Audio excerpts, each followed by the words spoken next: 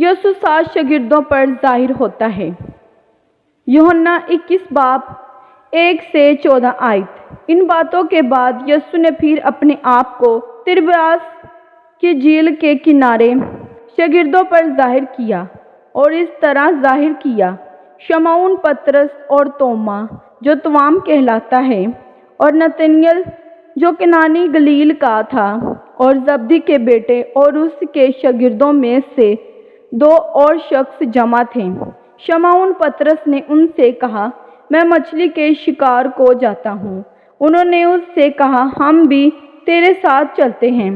وہ نکل کر کشتی پر سوار ہوئے، مگر اس رات کچھ نہ پکڑا، اور صبح ہوتے ہی یسوع کنارے پر آ کھڑا ہوا، مگر شاگردوں نے نہ پہچانا کہ یہ یسوع ہیں۔ پس یسوع نے ان سے کہا، بچوں، تمہارے پاس کچھ کھانے کو ہے؟ انہوں نے جواب دیا کہ نہیں۔ اس نے ان سے کہا، کشتی کی دہنی طرف جال ڈالو تو کچھ پکڑو گے۔ پس انہوں نے ڈالا، اور مچھلیوں کی کثرت سے پھر کھینچ نہ سکے۔ اس لیے اس شاگرد نے، جس سے یسوع محبت رکھتا تھا، پطرس سے کہا کہ یہ تو خداوند ہے۔ پس شمعون پطرس نے یہ سن کر کہ خداوند ہے، کرتا کمر سے باندھا کیونکہ ننگا تھا، اور جھیل میں کود پڑا، اور باقی شاگرد چھوٹی کشتی پر سوار مچھلیوں کا جال کھینچتے ہوئے آئے، کیونکہ وہ کنارے سے کچھ دور نہ تھے، بلکہ تخمیناً 200 ہاتھ کا فاصلہ تھا۔ جس وقت کنارے پر اترے تو انہوں نے کوئلوں کی آگ اور اس پر مچھلی رکھی ہوئی اور روٹی دیکھی۔